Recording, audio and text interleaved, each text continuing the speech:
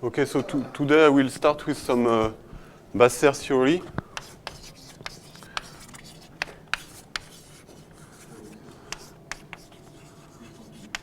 And so this is a way to describe the algebraic structure of a group acting on a tree. So you can Basser theory is one sentence. This sentence is a group acting without inversion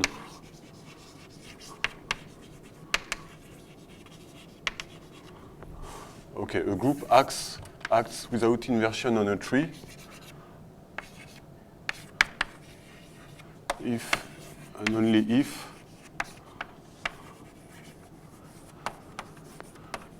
it is the fundamental group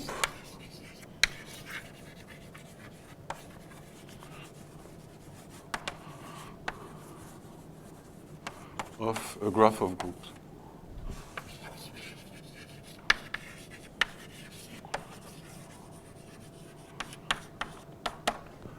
Okay, so this is a Basser theory. So I have to explain some words inside, maybe this one, and graph of groups also. So you have a tree.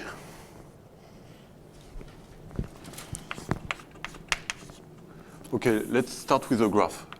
G is a graph. So what does it mean? It means that you have a set of vertices, you have a set of edges, and you have a map, the source map, from the edges to the vertices, which maps one edge to its source. Okay. You have also inversion map. This is the source of the edge. South, the beginning south. And you have also a map from ET to ET, which maps one edge to the opposite edge. And then you can define the range map from edges to vertices, which map one edge to the range of this edge, which is the source of E bar. Okay? So what is E bar? E bar is the inverse. I have a graph like this, P, Q, E, and this is oriented. When each time I have one edge, I have this is. So you have a directed graph? Yeah, if you want E, you can write ET is a partition like this. And this is a bijection between these two sets. Okay? So each time I have one edge, I have the opposite edge, which is such that the range of E bar is the source of, so this is P, the source of E, and the source of E bar is the range of E. Okay, you always have this. You allow loops? Yeah, I do allow loops. Okay, so I will always suppose that. You assume E bar is E. Yeah, okay. Yeah, so E bar is E. So I always assume that G is connected.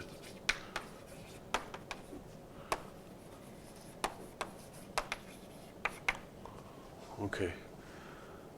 So now a graph of group. A graph of groups.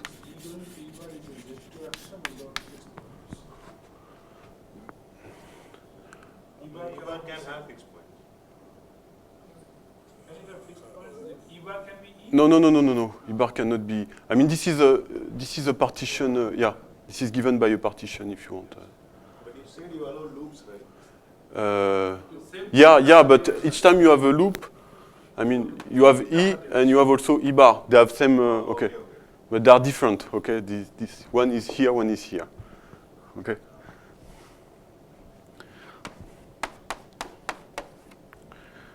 Okay. So now a graph of groups over G is okay, the following data.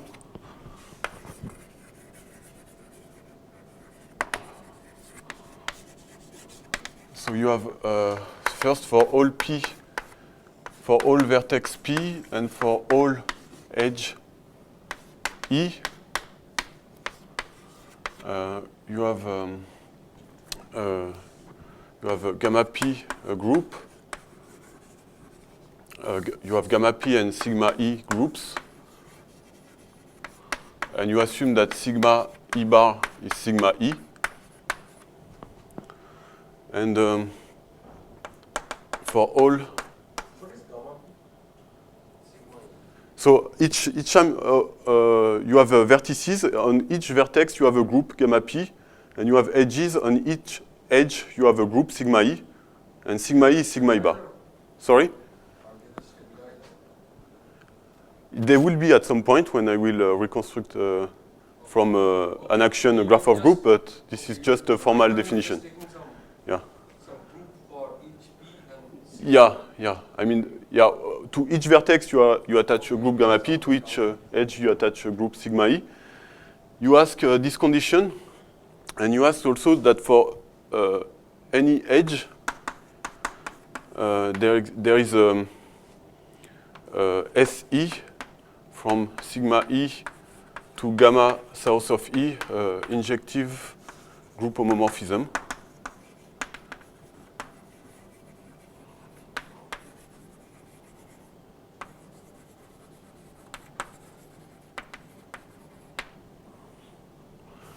Okay, and then you can define the range from sigma E to gamma range of E. Range E is just S E bar, okay?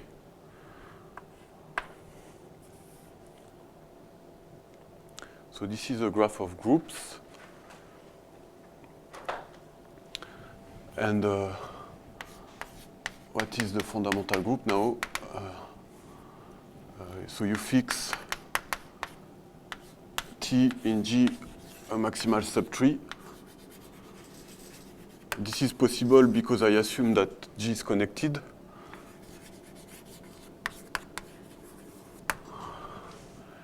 And you define, let's call it pi 1 of G, gamma P's, sigma E, and T. So this is the group generated by the gamma P's and some E is. So for P a vertex, and for E edge, with the relation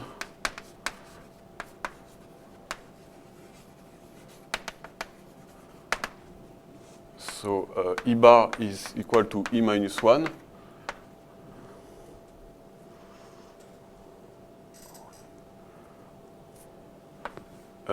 RE of sigma is equal to E bar SE of sigma E for all sigma in sigma E, also for all E. And the last relation is that E is equal to 1 for all edge in the maximal subtree. So this is the fundamental group. So if you look at this, so you take a connected graph, then take every groups. They are trivial groups, and you look at what you get. This is exactly the. I mean, on your graph, you can put a topology such that one edge is a path from its source to its range. Each edge is a path, and you look at the topological fundamental group. Then this is exactly what you get. I mean, each time you have a tree. In the trees, you know, the edges will give you loops. So the topological fundamental group, this is the free group generated by edges which are not in this tree. So this is exactly that. you know. So if you take trivial groups, you get the topological fundamental group. Okay. So let me give you some examples. Take this graph here. So you have E. This way you have E bar. And here you have P1, P2. And so you have gamma 1. This is attached to P1. Gamma 2 is attached to P2. And sigma is the one, the group you have over for E. Okay? And so you have you need to have then two maps, injective maps. So you have I1 injective group homomorphism like this, I2 an injective group homomorphism here. Okay? So we have a graph of groups here. Now if we take the only maximal subtree is the whole graph, okay? And so if we take the fundamental group relative to the whole graph, you see that you do not take any extra generators. So this is just, so pi 1 here is equal to the group generated by the gamma 1 and gamma 2 with the relation. So here there is no edge, this is 1. The relation is that you identify the copy of sigma in gamma 1 with the copy of sigma in gamma 2. So this is by definition the amalgamated free product. Okay? This is the definition of the amalgamated free product.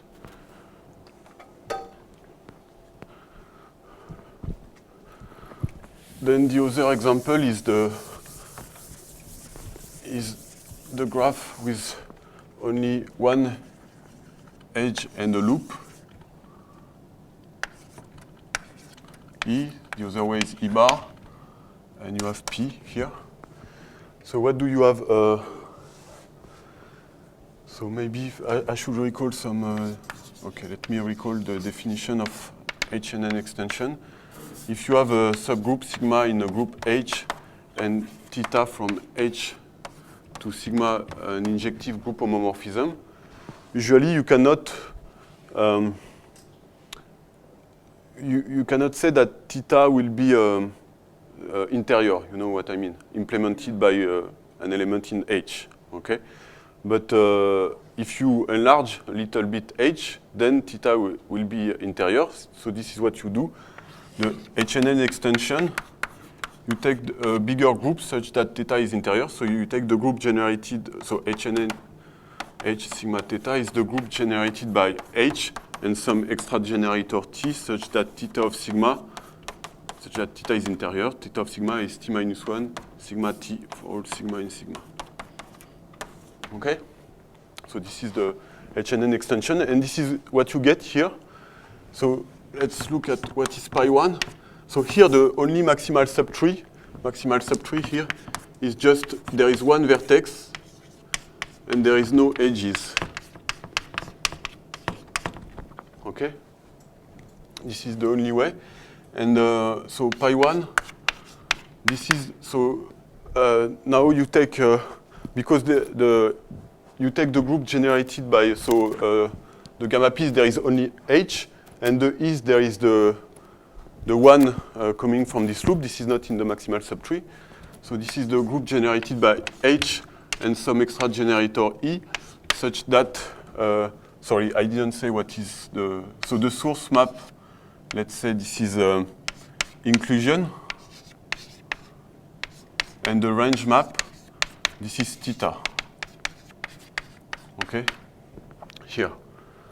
And so here I have sigma for E, I have H for P, and I take this structure of graph of groups. And so this is generated by H and E such that the source, so just the inclusion, the range, theta of sigma, is equal to E minus 1 sigma E.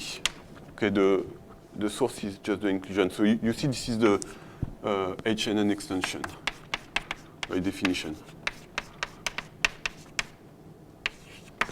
Okay?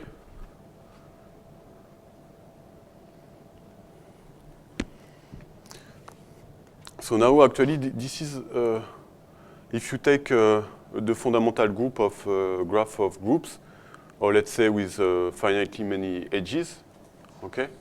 Then, you know, by induction, this is the iteration of amalgamated free product and HNN extension, because I can take my graph, I can remove one edge, okay? And okay. So there is some stuff to explain here. So if you take your graph, you remove one edge. Either this is connected, and if it's connected, then the fundamental group, you can take the fundamental group of what is remaining, and then you have just a loop, okay? And then you are doing a HNN extension. And when you remove your edge, this is not connected, you have two connected components, you take two fundamental groups, and then you have just this amalgamated free product case, and this is an amalgamated free product of some other stuff, you know. So this is the idea. I mean, these are like basic pieces from which, you know, you iterate and you get everything.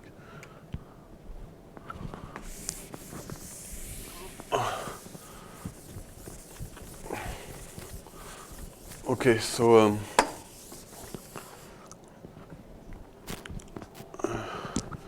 so let me explain maybe another description of this group.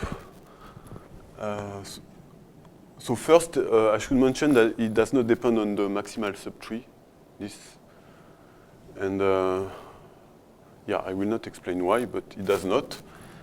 And let me give you first another description.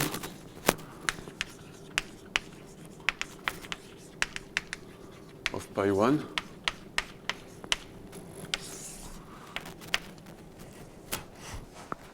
So you take gamma tilde, I take a bigger group, gamma tilde is the group generated by the gamma p's and the e's, such that you have E bar is E minus 1, and range E of sigma is E minus 1 source of sigma E. Okay, I don't take the last relation.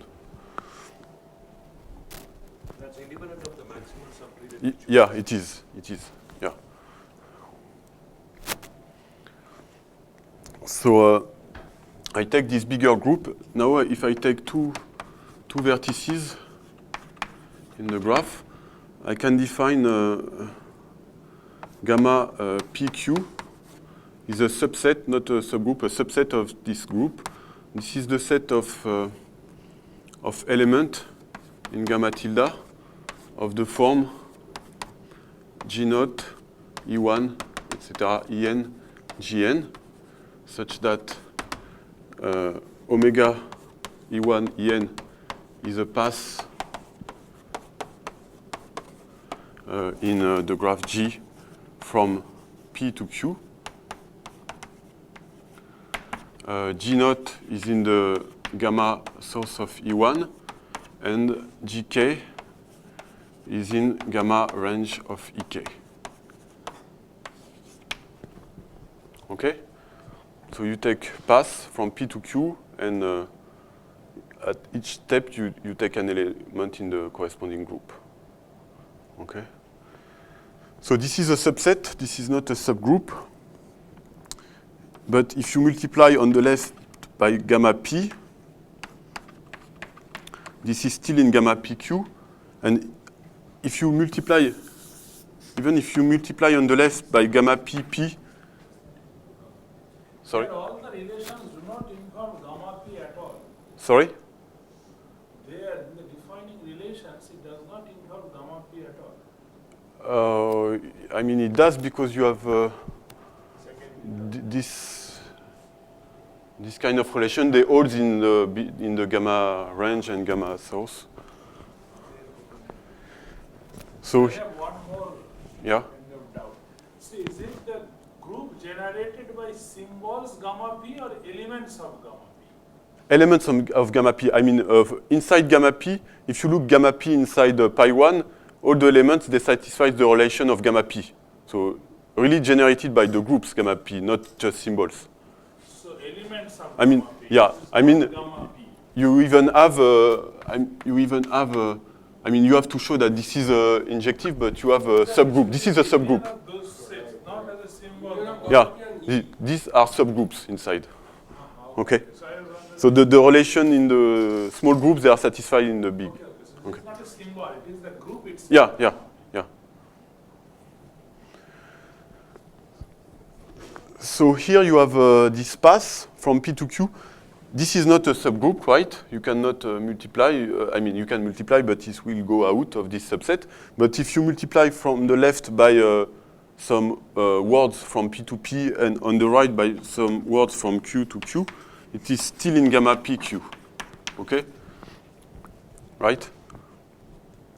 And gamma PP is a subgroup of gamma tilde. So what is the prototype example of this situation?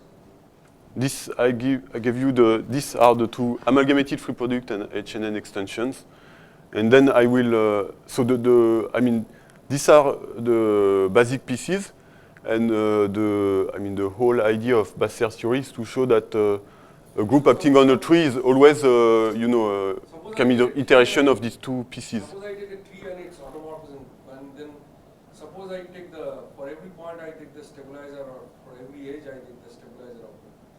Are there give examples of such a situation?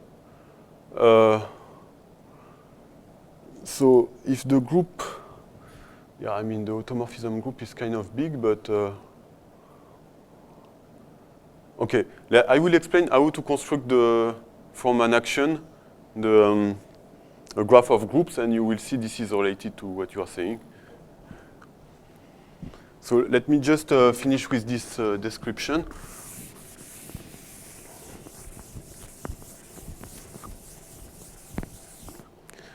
So now the point, you see that these words here, maybe I can do some so let me okay, I should explain the result maybe.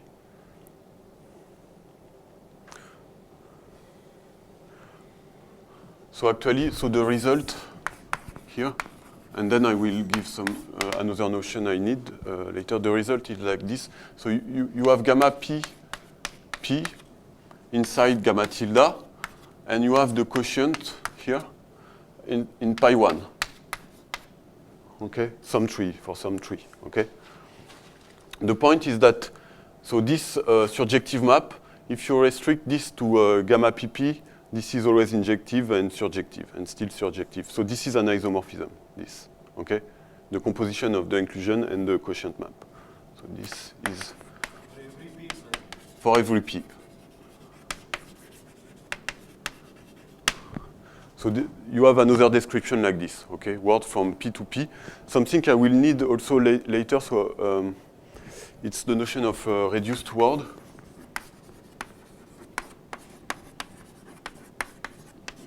In gamma PQ. So you see, this is, you have an expression like this, but if you have EK, GK, and then EK plus 1 is EK bar, you see that you can use this to reduce the length of your word, okay? You can erase the EK and EK bar if this is in the range of this map. So let's notation. So sigma E S is the SE of sigma E, and sigma E R is RE of sigma E. And so you say that G of this form in gamma PQ is called reduced. So when P is equal to Q G is not in. Oh yeah, I did not. Yeah, there is some convention I did not explain here. When P is equal to Q, I allow the empty path. Okay, so this means that so the convention is that gamma P is inside gamma PP. Okay, because I allow the empty path, so only element in gamma P. I mean there is no edges. So this is the convention here. So when we are in this case, G is not in gamma P. Okay, it's something with length non-trivial, non-empty path. Okay, and if P is different from Q or P equals Q and G not in gamma P, you ask for so the other case. So n will be bigger than 1 in this case, okay? And you ask for gk. So this should be in gamma range of ek, but you don't want it to be in sigma ek r whenever ek plus 1 is ek bar. Okay, so whenever I can do this kind, whenever the following edge is the opposite of the first edge, I don't want to be able to do this kind of reduction. So I have to ask this element to not be in the range of the range map. Okay? So the point here is, again, this is very easy to check. It's that every element, so every G in gamma PQ, so G not in gamma P if P equals Q, has a reduced expression.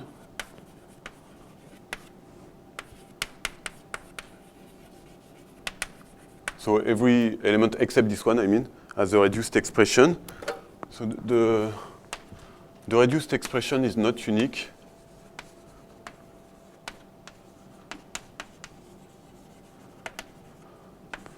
So this expression here is not unique.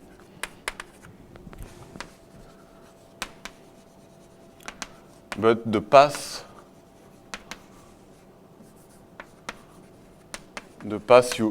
which is appearing here in this reduced expression is unique. So this means that you have a notion of length of element. Okay, this is the length of this path you have in the reduced expression.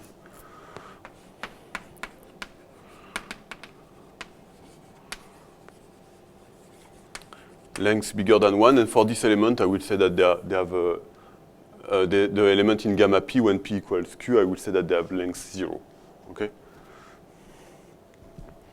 Okay, so now I can maybe explain the first sentence. How? Okay, I will do the vague construction. So if you take, so now you take, let's say, first we take gamma, which is the fundamental group of something, and we want to show that gamma acts on okay, let's say P0. I want to show that this acts on a tree without inversion, so I will build a tree from this. So you take the vertices of the tree. This will be. You have to. P0 means gamma P not P not. Is it? Yeah, this is this one, the gamma P not. Gamma P naught, P naught. So the vertices of the tree I will take, this is, you take the disjoint union of the gamma P naught Q, and I can take the gamma Q class because as I explained before, when you multiply on the right by element in gamma Q, this is still in gamma P0 Q, okay? And the edges, so this is over Q, for Q vertices of G. And the edges, this is the disjoint union over the edges of G of gamma P naught south of E over sigma ES. Okay? And then you take, so what is the source of?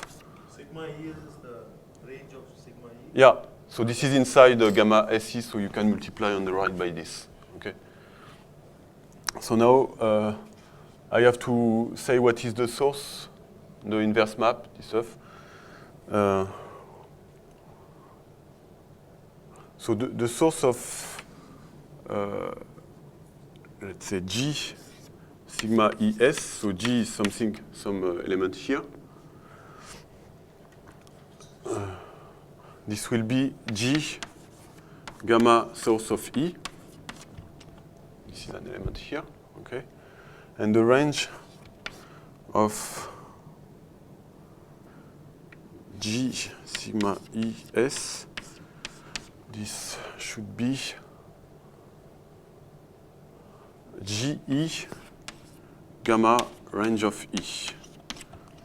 And the inverse map, so the inverse of G sigma ES bar, let me see, this should be, so you want, source is that, this would be GE sigma E bar S.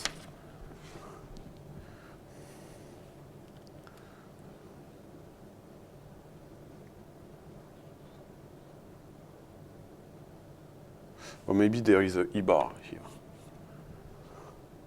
I think this is good. Let me check.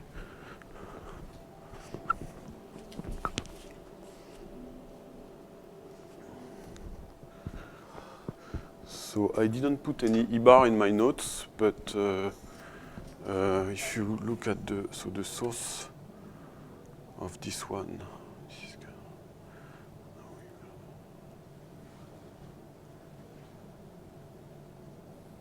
oh, okay. I think there is no E bar, and this is okay. So now you have to, you have to check that this is a tree, and the action is the action of, so gamma acts on T by left multiplication, because I have explained before, you have gamma P naught times gamma P naught Q is inside gamma P naught Q. So you can act on the by left multiplication on this. And so this is a tree, so T is a tree. And the action gamma on T is without inversion.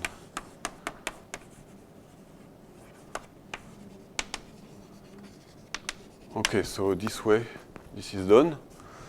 T is a tree is clear, is it? Yeah, this is very easy. This is using reduce. You can do by induction with a reduced length on the element, and you see use this reduced expression and induction on the length. I mean, if you have a non-trivial cycle, then it will give you a non-trivial reduced a reduced element which is trivial, which has length 0, and this is impossible by this. You know what I mean? Okay. Okay. So now. Without immersion means it doesn't. This means that you cannot map E on E bar.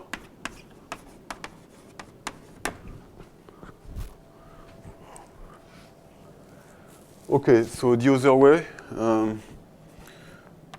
So this is a little bit more difficult. Or still, it's not very difficult. I will do approximation of the proof. Okay. So let's see. Okay, so you take an action here, and then you take G is the quotient graph here. So this is So there is no problem. And because, sorry, gamma, T on gamma, T mod gamma. So this is the quotient graph. I mean the class of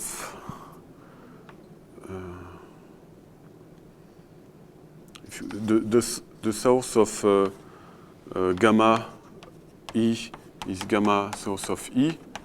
The range of gamma E is gamma range of E.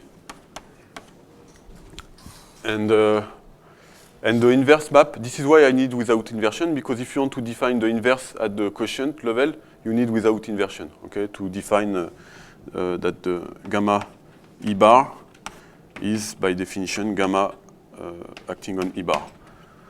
And if you want that, I mean, gamma E bar is never, oh, you know what I mean, okay? So this is, you can do that because this is without inversion.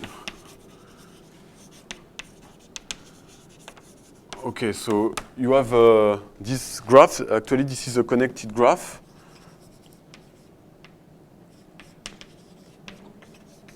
And now I have to put a structure of graph of groups on it, such that the fundamental group is gamma.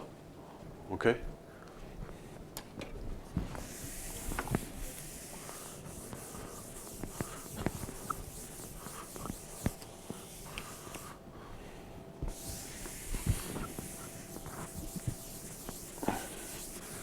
Okay, so let's do that.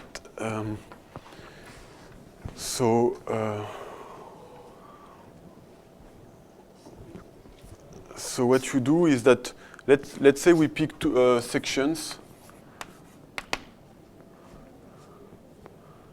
from vertices of G to vertices of T, edges of G to edges of T. Let's say we have some sections here. Then we can define, so for P vertex of G, we can define gamma P is the stabilizer of sigma of P. And for one edge here, we can define sigma E is the stabilizer of sigma, so this is a big P, okay? This is the stabilizer of sigma of E. Maybe sigma is not a good idea because I use some, okay, let's say alpha V, alpha E. What is alpha V and alpha E? Yeah, this is not a good notation again. Is it choosing a representative? Sections of the quotient. Yeah, this is not good notation, so alpha vertex, alpha edges. Okay, let's just, say it's alpha, and you know, if there is two alpha, we don't really care. So you do like this, and then, so you want to define injective maps.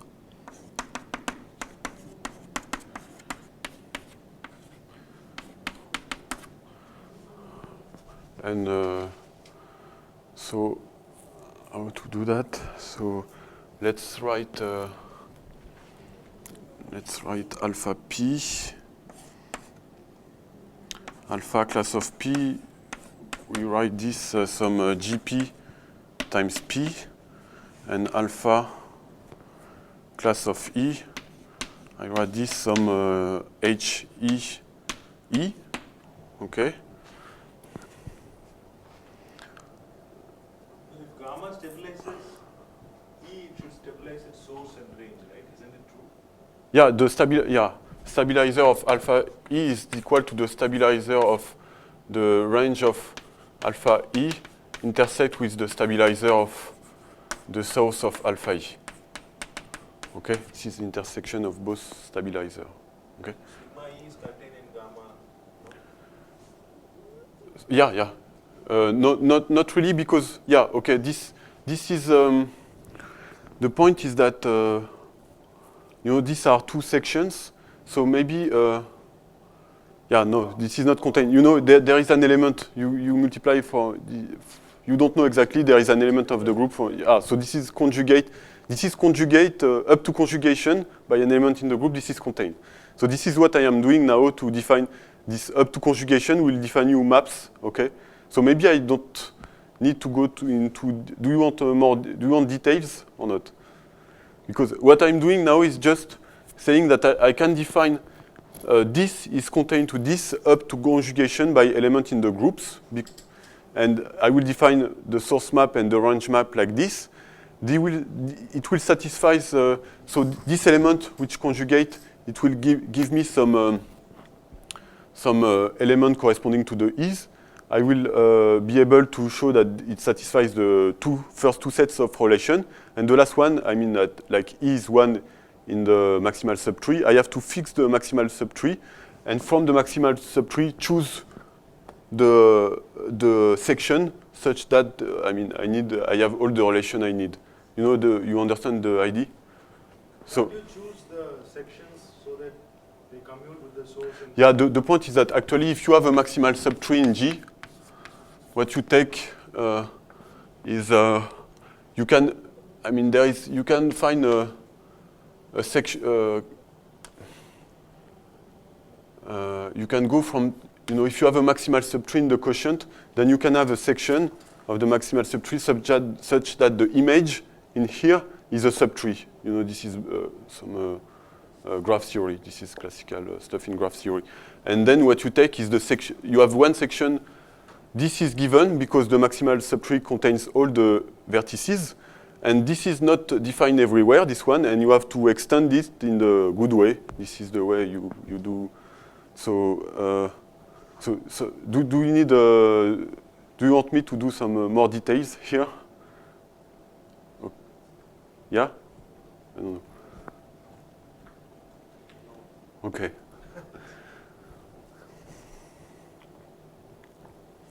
Okay, so yeah, this is not, this is not very important for the rest of the lectures, but so everything here I should maybe give a reference.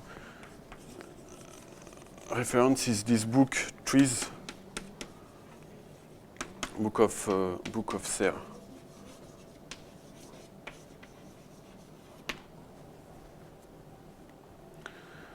So, yeah. So the only thing to do here is so you take something which is in sigma e. So this means that this is in HE minus 1 stabilizer of E times HE, okay, in the stabilizer of this, and you have to conjugate this to end up in the stabilizer of this, okay. So you see the element you need, and then you conjugate, and it gives you this map. And, okay. Okay, so. So you will obtain a sister algebraic variant of this. Is it? Yeah. So let's say it's finished. So yeah, now what I will do now is so first I have to explain K amenability, and then you can translate the theorem of Julg and Valette, saying that yeah. So let me state here. Just one question. Yeah. Is there a groupoid version of these things? There seems to be some. I don't know. Okay.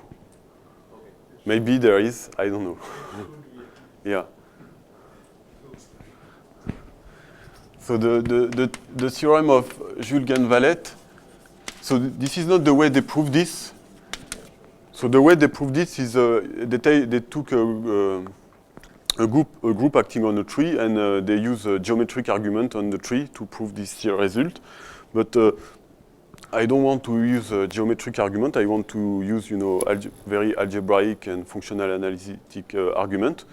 So first we can translate this theorem like this. So this is the same as saying that if you have a graph of groups, so I don't care about what is here. Then if you have the fundamental group of a graph of group like this, then if gamma p is amenable for all p,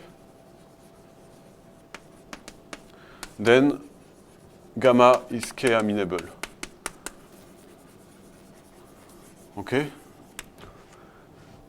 So this is equivalent to, because when you take a group acting on a tree, then you can write like this with the gamma p isomorphic to some stabilizer, so all amenable in the hypothesis of Julian Valette. So this is what you need to prove. So now what I will do, first I need to explain some KK theory here, and then I will do this kind of construction for C-star algebras.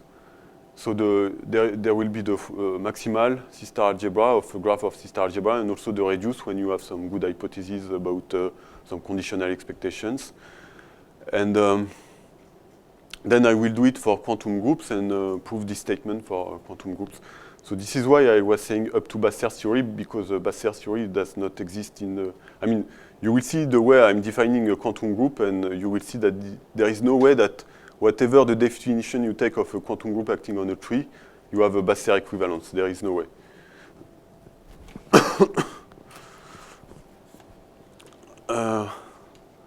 Okay. So let's do some Hilbert C-star module.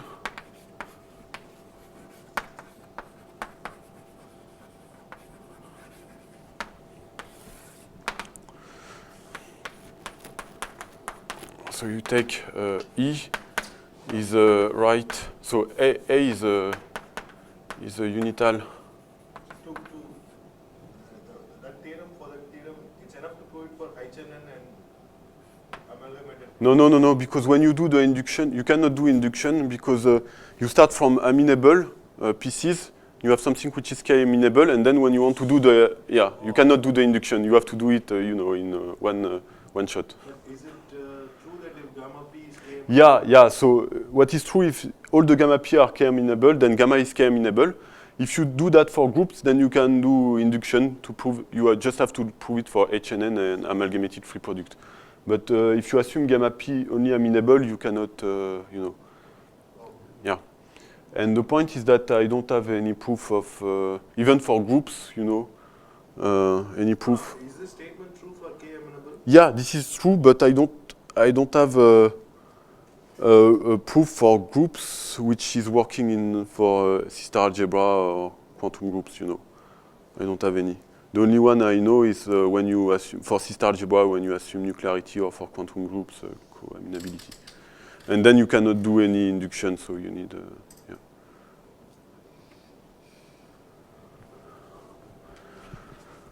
So you take A, so A is a unital C-star algebra. And E is a right, so this is E is a C vector space. This is also a right A module.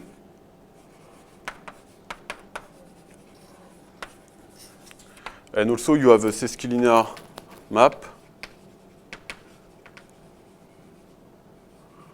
Sesquilinear map E cross E to A. So I call this map this, like this, okay? Such that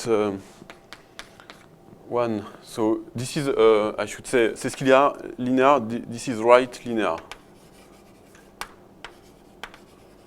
And left antilinear. And first of all, if you look at the right action here of A, then you can put out the A. So this is right A linear, actually, not only C linear. Okay. So for psi eta in E and A in A. The second point is that psi is always a positive element in A. And if psi is 0, then psi must be 0.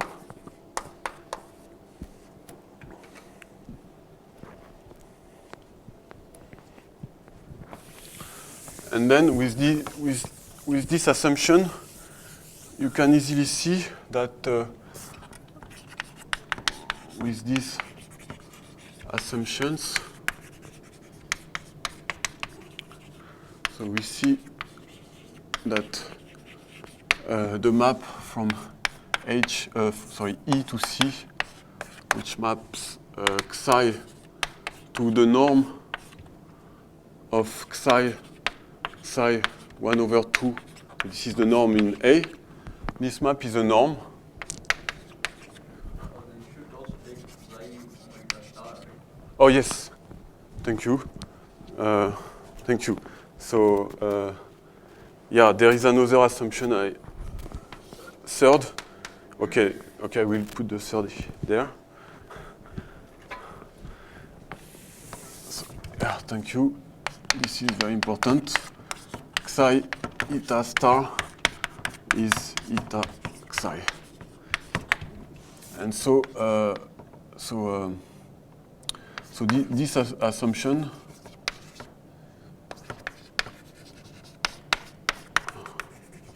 implies that this map from E to C, psi goes to the norm of psi square root of that norm in A is a norm. And the last assumption I need is that, so let's call it the norm of psi in E. So I need that E with this norm is complete. So this is the so we call E Hilbert A module.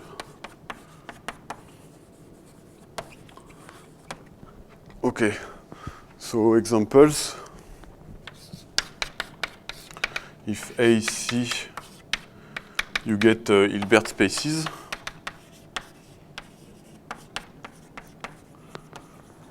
If you, if you take, second example, if you take E is equal to A with the right action is right multiplication, and the sesquilinear form is just A star B, then this is an example. Okay. And let's say last example, if you take E is L2N tensor A, let's say I will directly take something bigger. Okay, let's say L2N tensor A. So I mean, you take like algebraic tensor product and you do completion with respect with the norm you get from this avalued sesquilinear form. So this is psi eta A star B. I suppose that the inner product in L2N is right linear. Okay. So this is an example, and the right action is given just by right multiplication in A by element of A.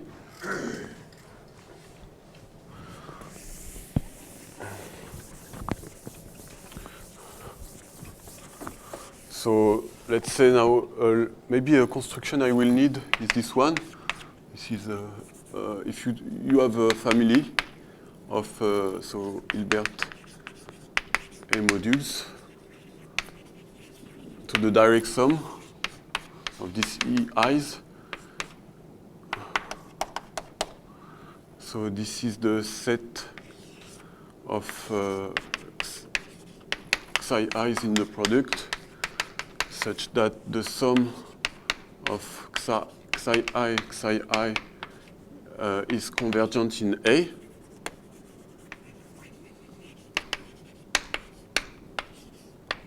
Then you take the completion. Take the completion with this A-valued inner product.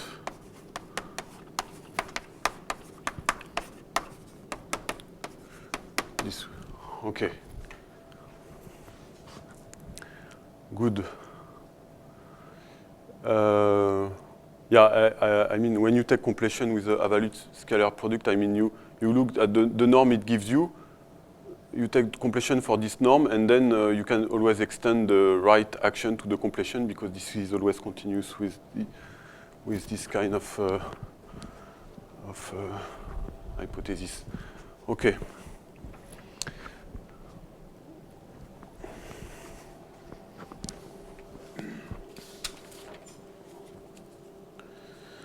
Okay, so I will need also some operators on this.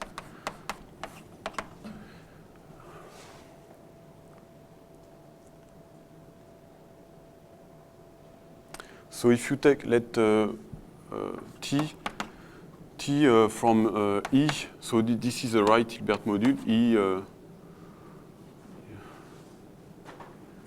E to, let's say H to E. So these are Hilbert A modules. This is just a linear map. So this is so this linear map is called adjoint table.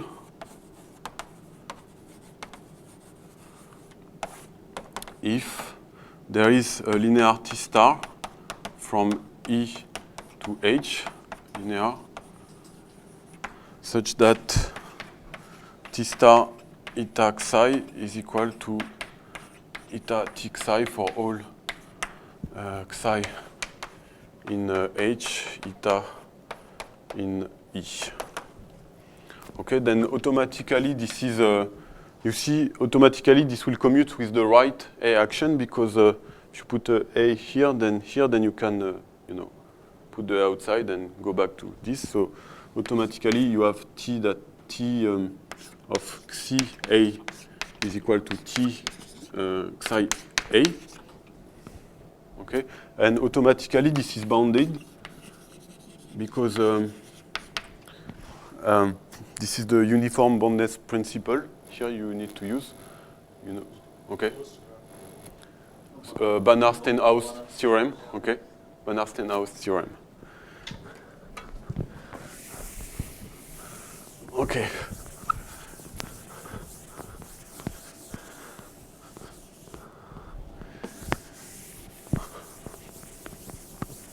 So you have also, okay, so let's call it LA HE is the set of adjoint table operators from H to E. So it's easy to see that this is stable by composition, adjoint, and this stuff. So this is, T adjoint table implies T star also, and also TS adjoint tables implies that T composed with S also in joint table. So in particular, LA of H is a C-star algebra. And there is a nice C-star algebra inside LA of H. This is the C-star algebra of compact operator over A. So this is just the closure of the span, or maybe I should, okay, I will explain compact operators with compact operators from H to E. So this is just the closure of the span of the finite, relatively to A finite rank operators. So of theta, let's say psi eta. So let's say linear in psi. So psi in E, eta in H. And theta psi eta is the operator which maps F. So F is in H to eta to psi and right action of eta F on psi. Okay? F beta. Sorry? No, it should be linear. No, this is right linear. Yeah. It's linear, right? Yeah. Okay, so these are the compact operator, and then you have a K compact operator. Here is a C-star algebra inside LAH. So let me give you some example. If you take A is C, then KAH is compact operator. So H is a Hilbert space in this case. And so this is the compact operator on H. and this is inside LA H, which are the bounded operator on H. If you take A, H is A, okay, then compact operator on A of A, this is just A, and this is also a bounded operator, because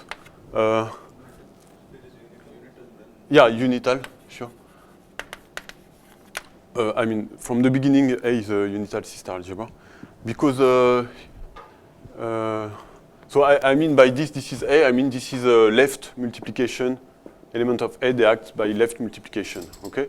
And so you see that the compact operators, they are not compact in the Banach sense, because in this case the identity from A to A is compact, okay? And okay, let's say for H is L to N tensor A, then compact operator. This is compact operator on L2 tensor A, and bounded operator. This is a jointable operator. This is the bounded operator on L2 tensor A, and they act, you know, by left on this. Okay.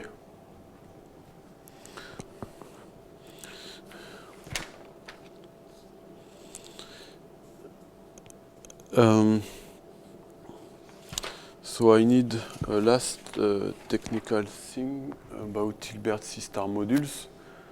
The last table is here, LA H is real tensor. Sorry? Is it? If H is L2N tensor A, is that clear that the one adjointable operators are bounded operators in L2 tensor A? Compact, it's fine.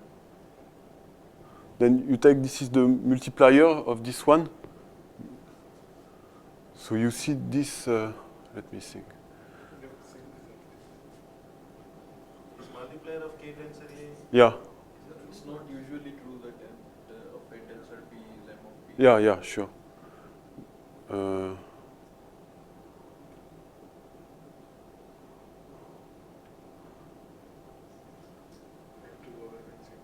So for sure they are all Surely it's a subset.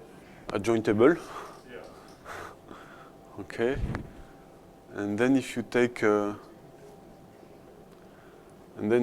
T here. Unlikely. Because for compact quantum groups, your always representation is M of A tensor KH, right? In case it was like that, you would straight away say that it is BH tensor. But it is unlikely. Sorry? For compact quantum groups, you are saying representation as an element in multiplier of A tensor KH. Yeah. In case this were true, then you will straight away say that A tensor BH. Okay. It's unlikely that is true. Okay, so let's erase this. Okay. Yeah.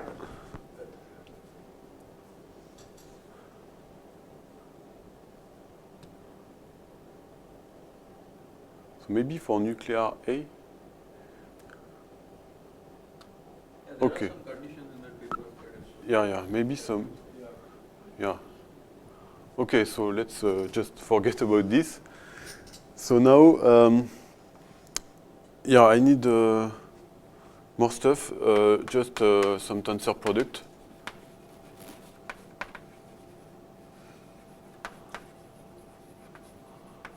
So you take just a unital.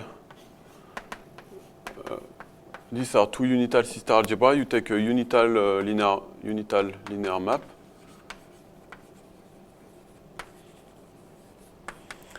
And you have, let's say, H is a Hilbert A module, and E is Hilbert B module.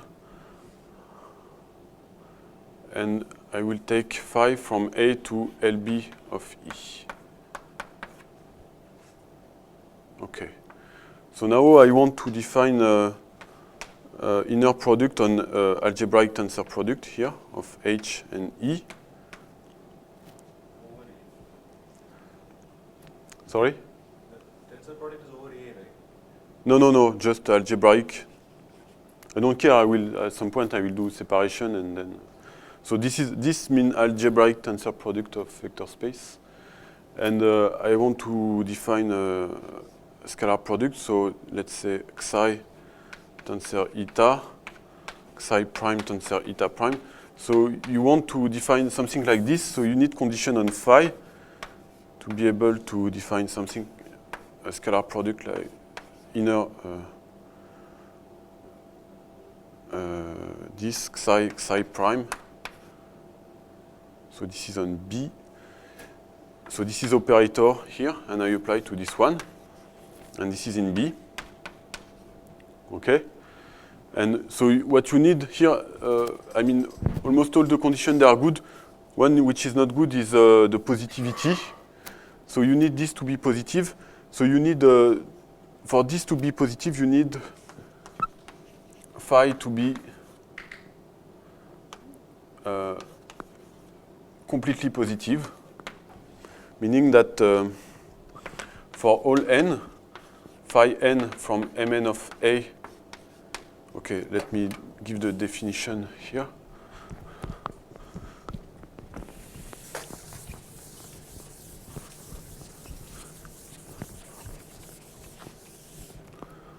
So phi from A to C is completely positive if for all n, the map phi n from Mn of A to Mn of B, of C, sorry, which maps the matrix Aij on the matrix phi of Aij is positive. Send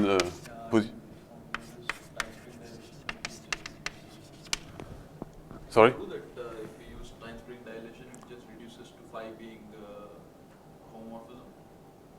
Because Yeah, you have to, up to some. For style spring, you will need the fact that to prove style spring, you will need. I mean, style spring no, is. I'm saying Style spring is a consequence of the construction, of this construction I'm doing here. But if you know style spring, right. I'm saying whether one can assume if phi is a homomorphism. yeah, Because up to sure. But style spring, I mean, this is equivalent of the construction I'm doing now. So you need this to be positive for all n because you see, you want to. You will have some kind of linear combination here, and then you need that to be positive, so this is exactly this condition here. And for example, these are the morphisms, star morphism, because in this case, if you look at the pi n here, and you look at element, positive element, so this is something in here in Mn of, I should not say A star A is in Mn of A. So this is pi n is again star homomorphism, so this is again something which is positive in Mn of B. Okay, so now if you have this positivity condition, you can, there is two other axioms which are not satisfied. The separability condition, xi 0 implies xi 0, and the complete condition. So you just have to take E tensor phi, sorry, this is H tensor phi E. This is by definition. You take this algebraic tensor product, and you take separation completion. Completion for the norm coming from this. And separation is, mod the set of Z. This is the set of Z such that ZZ is 0. And then it's okay. And the right action, right B action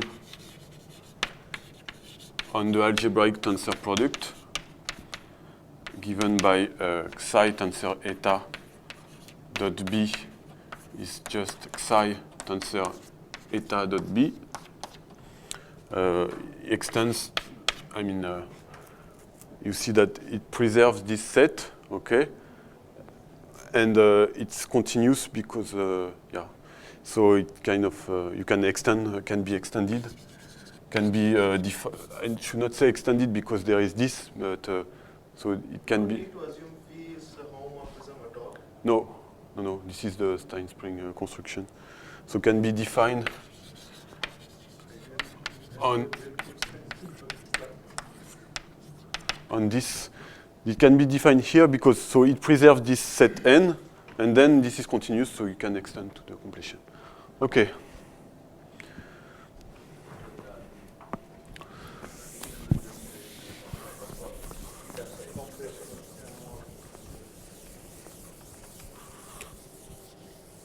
And then you have a map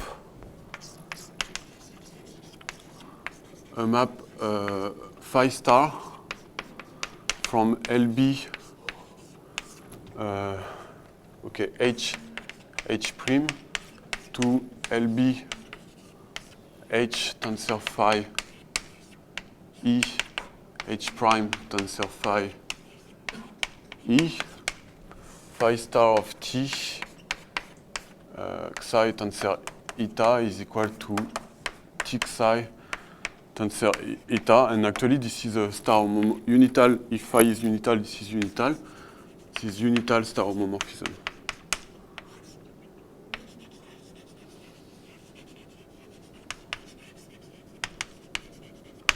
Okay, and if the image under phi, so maybe here you need some. What is H slash? I mean H prime. Ah, okay. Yeah. Oh, sorry. Yeah. Sorry. So for this one, do you need? No, you don't need. So now, if the image of the compact operator be from H to H prime, no, if the image of all operators here from H to H prime is inside, sorry. If the image of, so you have a map from LB of H from A is inside the compact operator on E, sorry, B, E, okay?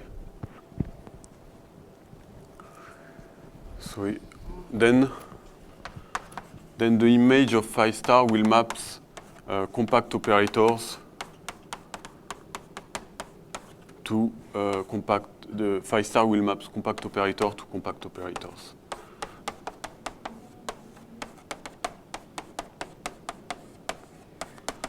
Okay. But you need this condition here. Okay.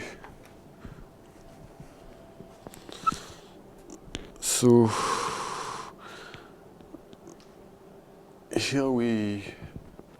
here I put star homomorphism. You understand this is when H is H prime, and then if H is different with H prime, it will will be compatible with composition and adjoint and this stuff. Okay, so now let's see some K amenability.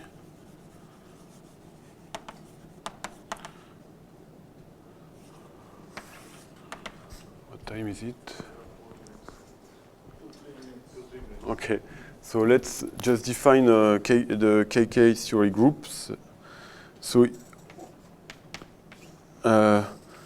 this I have two unital C-star algebras. This is the set of Kasparov triples.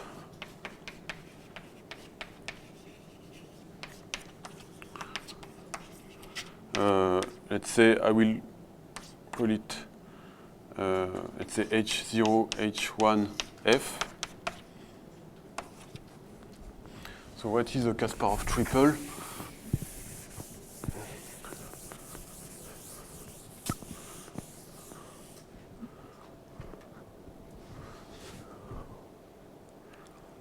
So HK is Hilbert B module pi k So HK is a Hilbert B module given with unital star morphism pi k from A to a jointable operator on HK. Okay, so this is just representation, two representation of A in as adjointable operators, and F is almost unitary between them and almost intertwining the two representation. I mean by that, so this is for K is 0, 1. By that I mean that so F star minus 1 and F star F minus 1 are compact, and are compact over A, right? And F pi naught of A minus pi 1 of A, F is compact. Compact over B from H0 to H1 for all A in A. Okay, so these are the Kasparov triples. Then you have a notion of so you have unitary equivalence of Kasparov triples. If you take two Kasparov triples, this is unitary equivalent to this one to L0, L1, G. If there exists UK in LB of HK, LK, unitary, K is 0, 1, so unitary, you know how to define this, and such that, so F 0, 1, U1 is equal to G, so U0, okay, and also pi 0 of A, so it is going to A0, U0, so this is from, so let's see, this is an operator from H0 to H0 to H1, U pi 1. So pi 1 of A, operator on H1. So this is from H0 to L1, and so this is on L1, and U. Pi naughts are same, pi ones are same. Sorry? So, yeah, so you have to intertwine the Pi naughts and pi ones. yeah, so here I should say, okay, pi 0, pi 1, or 0 or 1. So U0, Pi 0 is rho 0, A, so you have rho 0, A, U0. UK, Yeah, exactly. K 0, 1. Okay.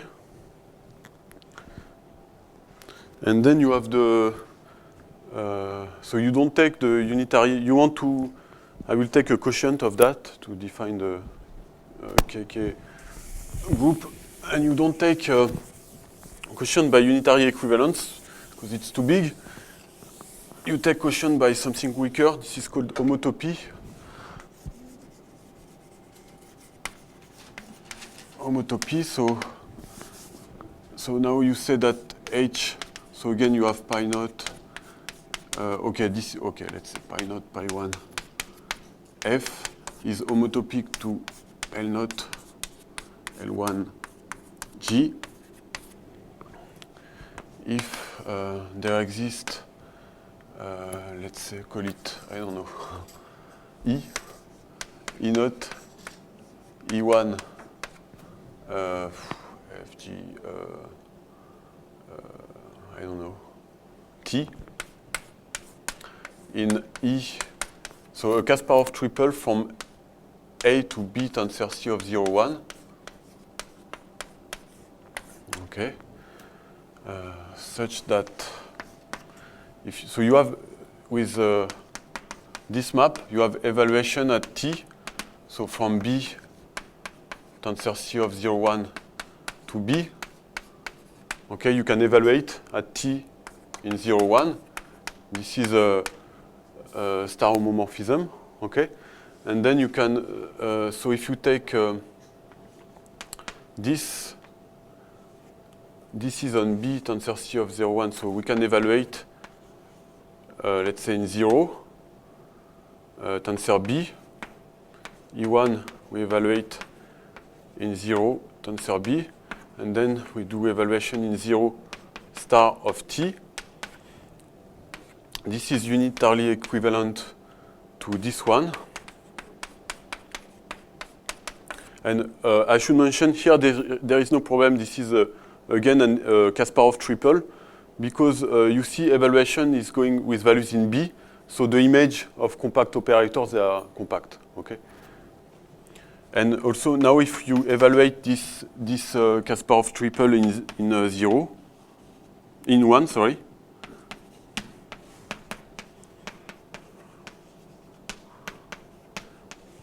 you get the second Kasparov triple. This is unitarily equivalent to the second one. So this is kind of, I mean, if you want, you should think like this. This is maybe easier to think of. This means that homotopy means between these two, means in some sense that you have a continuous path. You have a continuous path of Kasparov triple. Let's say E0T, E1, E0T, E1T, T and this T. So this is a continuous in some sense of Kasparov triples from A to B for T in 0, 1, such that in 0 you get the first one, in 1 you get the second one. Okay.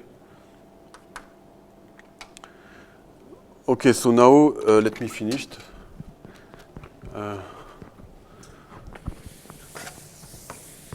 And